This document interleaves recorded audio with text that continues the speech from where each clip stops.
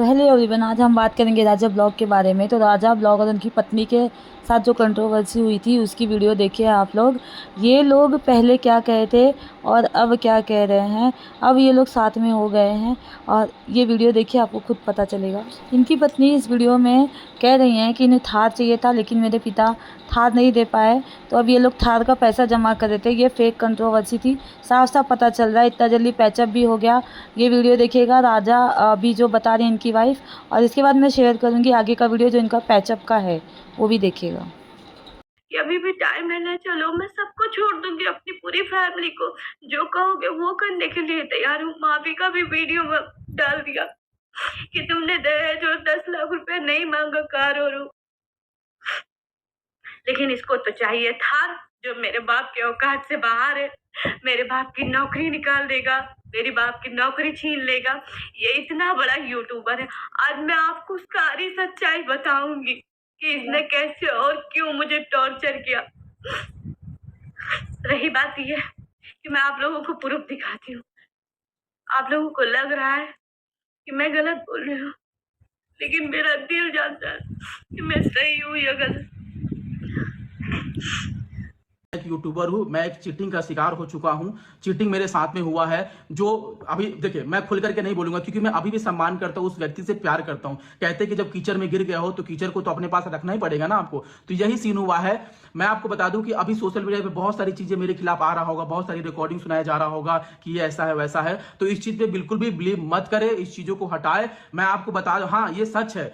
अब उस व्यक्ति का जो है पोल खुल चुका है, जो दिखा रहा है आपको, उस व्यक्ति का मैं नाम नहीं लूंगा, उसका जो है पोल खुल चुका है कि उसका ऑलरेडी पहले से वो शादीशुदा थी और शादीशुदा होने के बाद भी वो मुझे अपने प्रेम के जाल में फांसी और मेरे साथ दोबारा शादी की और उस व्यक्ति से बाद में डिवोर्स ली। वो बार बार जाती थी, कोर्ट का चक्कर लगाती थी, तो मैं पूछता था कि कहां जा रही हो, तो मुझे बताती नहीं थी। और सोशल मीडिया पे जब वो व्यक्ति प्रताड़ित था, जो पहला वाला व्यक्ति जैसे चीट मुझे कर रही है वैसे उसके साथ में चीट की, वो पैसे के लिए, सिर्फ पैसे के लिए ये इंसान, समझ रहे हैं। तो वो व्यक्ति सोशल मीडिया पे वीडियो डलवाया तो मेरे पास में आया, तो मैंने देखा, तो मैंने सोचा यार ये व्यक्ति ऑलरेडी शादीशुदा है क्या है। बस देखिए, आप ये खुद अपनी वाइफ के बारे में सारी बातें बोल रहा है कि ये शादीशुदा थी, मुझे पता नहीं था, मुझे फंसाया गया है, मेरी शादी करवा दी गई है, ये झूठ बोल के शादी की है, सारी बातें।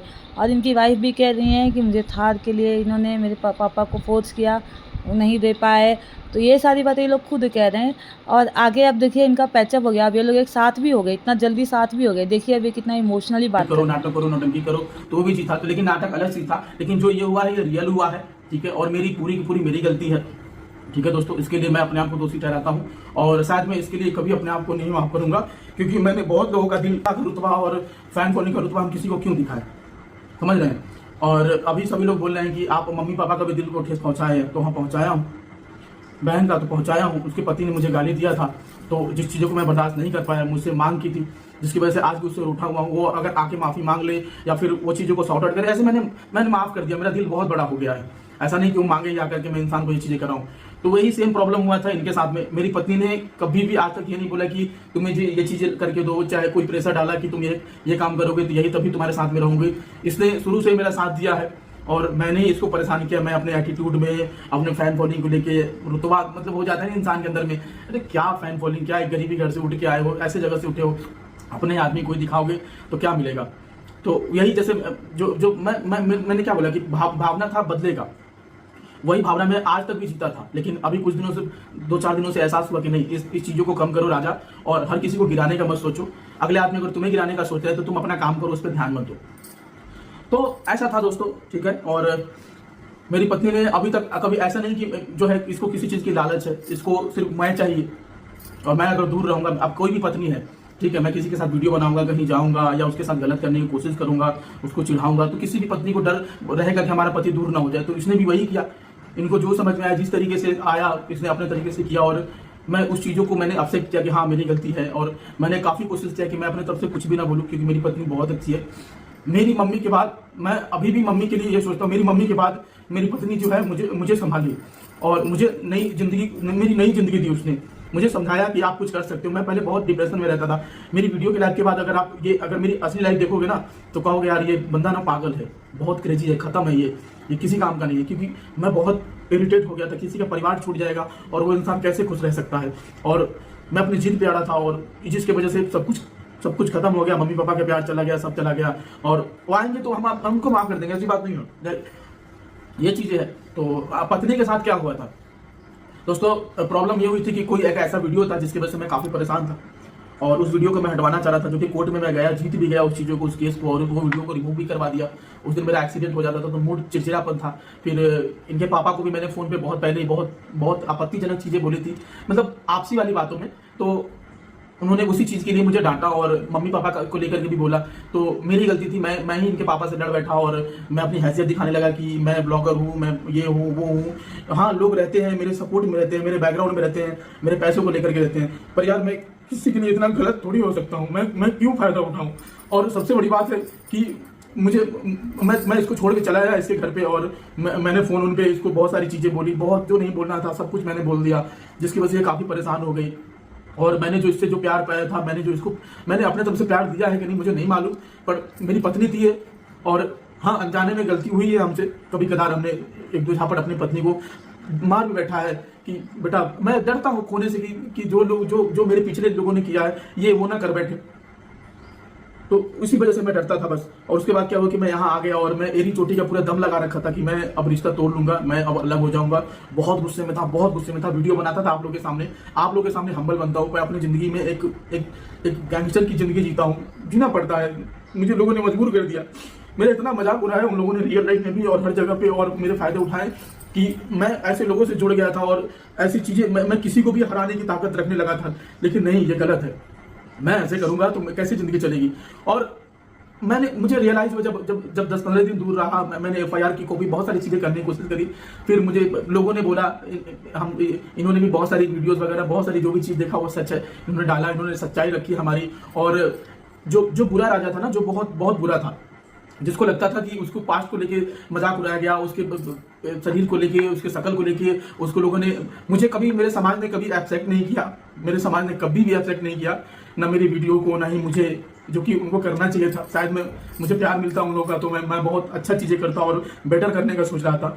मैं हर वक्त मेरी सपना है कि मेरा पैसे की आधी कमाई कोई अनाथ आश्रम में, कोई स्कूल के लिए, कोई ट्रस्ट के लिए जाए, जिससे लोगों का भला हो। मैं नाटक करूं, कुछ भी करूं, मैं आज भी करता हूं। और मैं अपनी पत्नी को नहीं बताता हूं, मैं अपने कुछ पैसे कुछ चीज़ों में मैं दान भी कर देता हूं, मैं भेज देता हूं। मैं कमाता जितना हूं उसके आधा से ज़्यादा हिस्सा भेज देता हूं। इसलिए भेज देता हूं कि मैंने कई लोगों का दिल दुखाया है, कई लोगों ने मुझे बोला कि पढ़ाई लिखाई कर, उन सबका दिल तोड़ करके मैं वीडियो बनाया, फिर अपने परिवार को शामिल किया, तो ये पाप ही तो है।